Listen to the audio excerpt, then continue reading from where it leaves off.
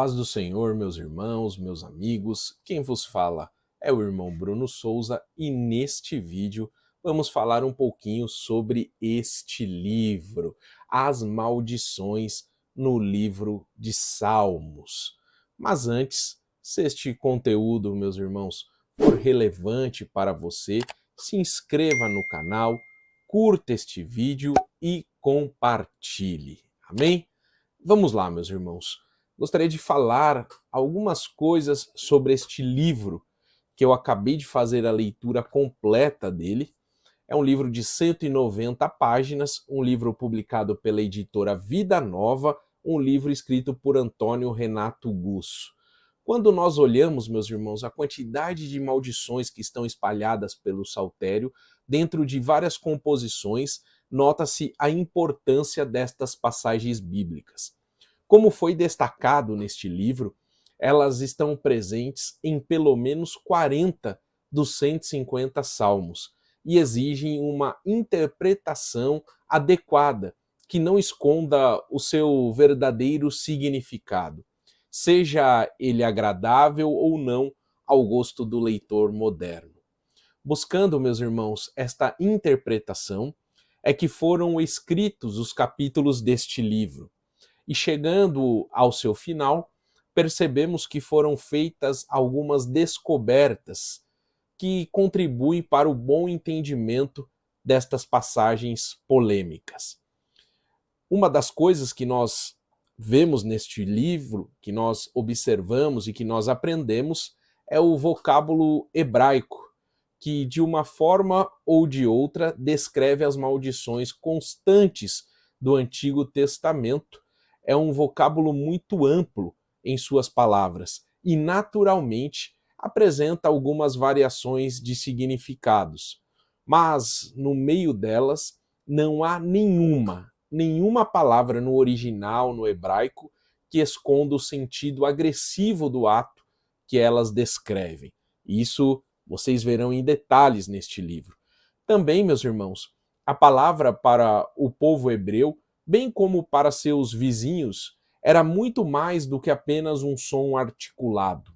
Ela tinha em si mesmo um poder criativo, o qual poderia agir de forma positiva ou negativa sobre alguém. Isto pode ser observado principalmente nas palavras proféticas, nas bênçãos e nas maldições, que poderiam modificar situações graças ao poder de Deus que estava por trás delas, e em última análise as controlava. Isso nós vemos bem claro no livro de Deuteronômio. As maldições foram usadas de várias maneiras fora do saltério, tanto por Israel como pelos outros povos próximos. Estes povos as usavam como automaldição. Era uma forma de garantir o cumprimento de decretos e como pedido de castigo divino contra os seus inimigos. O povo de Israel, por sua vez, meus irmãos, embora fosse um povo separado, um povo santo, não estava alienado do mundo que o cercava e fez uso de maldições de forma muito semelhante à de seus vizinhos, e não deixava de usá-las como pedidos de castigo divino contra os inimigos opressores, fosse no momento da dificuldade pessoal ou nacional, contra toda a nação. Tudo isso, meus irmãos, deve ser levado em conta no momento de interpretar as passagens amaldiçoadoras que são utilizadas no saltério, no livro de Salmos. Apesar, meus irmãos, das dificuldades para se determinar o contexto histórico de cada passagem, o que dificulta muito a interpretação, conclui-se que, de fato, o uso de maldições no saltério não difere, não é diferente do uso mais comum feito em outras várias ocasiões e lugares registrados no Antigo Testamento. Elas, em muitas situações, foram utilizadas como pedidos de castigo divino contra os inimigos, com a intenção de criar desgraças para eles e não há razão para tirar delas este sentido.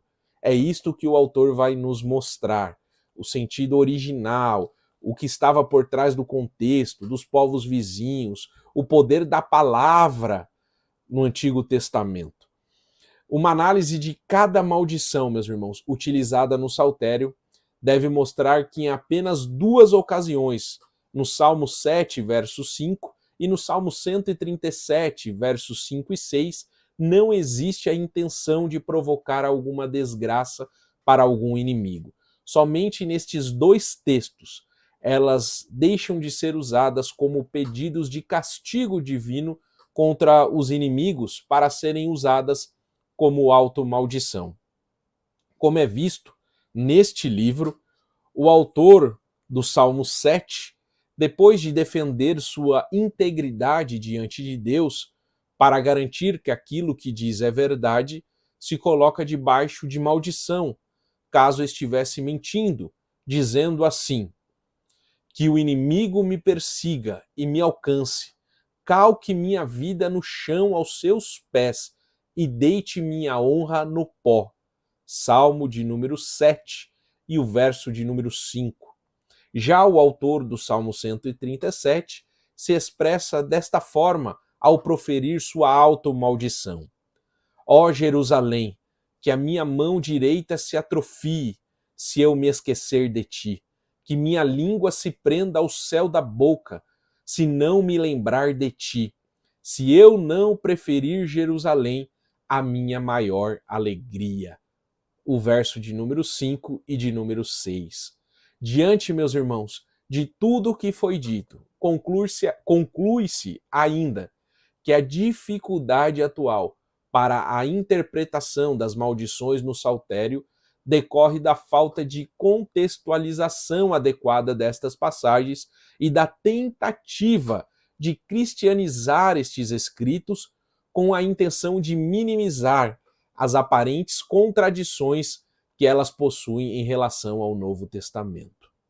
Para que haja uma boa compreensão do significado destas passagens, meus irmãos, deve-se parar de interpretá-las como se fossem ensinos neotestamentários, ou seja, do Novo Testamento, desde a sua origem. Da mesma forma que não devem ser tiradas do contexto de guerras e intrigas que permeia todo o Antigo Testamento. Ainda, meus irmãos, que na maioria dos casos seja impossível determinar o contexto histórico destes salmos, que possui alguma maldição, é importante levar em conta o contexto geral. Eles permanecem a uma época em que maldições eram utilizadas principalmente como pedidos de castigo divino contra os inimigos. Então, meus irmãos, pelo que pode ser visto, este livro contém uma tabela das maldições utilizadas nos Salmos. Isso está no capítulo 7 deste livro. Este livro possui 8 capítulos e no capítulo 7 tem uma tabela com todas as maldições contidas no Saltério. Nota-se que na grande maioria dos casos, também em Salmos, o alvo destas passagens era sempre um inimigo, o qual poderia ser um opressor pessoal do povo, da nação ou inimigo de Deus. Diante desses fatos, parece normal concluir que as maldições não perdem as suas funções por terem sido usadas dentro do Saltério. Estejam onde estiverem, elas continuam sendo aquilo que são, maldições. E o objetivo delas, isto que o autor vai trabalhar em detalhes neste livro, meus irmãos, deve ser o mesmo ou parecido com o de outras tantas passagens bíblicas. Assim como foram usadas para atingir os inimigos em outras partes da Bíblia, também em Salmos, na grande maioria dos casos, se apresenta com esta qualidade. No geral, pode-se dizer que estas maldições no Saltério são pedidos de castigo divino contra os opressores dos justos e inimigos de Deus. Pedidos feitos por pessoas desesperadas, debaixo de muita opressão. Pessoas que não tinham outro recurso diante do inimigo, que se mostravam muito mais forte do que eles, senão o de gritar por socorro diante do seu Deus. Então é isso, meus irmãos, que este livro vai trabalhar ao longo dos seus 8 capítulos. Um livro, volto a afirmar, de 190 páginas, publicado pela editora Vida Nova e escrito por Antônio Renato Gusso. É sobre isto que foi relatado aqui, que este livro falará. Eu gostaria apenas de concluir este vídeo mostrando para os irmãos o sumário desta obra. Deixa eu colocar aqui para os irmãos lerem os 8 capítulos que esta obra nos apresenta. Amém? Então, este foi uma resenha sobre este livro, As Maldições no livro de Salmos, pedido de castigo divino para opressores dos justos e para os inimigos de Deus. Se eu recomendo a compra deste livro, eu recomendo, porque é um assunto pouco tratado, pouco trabalhado, e em 190 páginas, ainda que de uma forma breve, o autor vai explanar todos estes salmos e nós teremos uma base bíblica, histórica, cultural para estarmos embasados, para estarmos alicerçados em relação a estes salmos. Amém? Que Deus lhe abençoe e fique na paz do Senhor Jesus.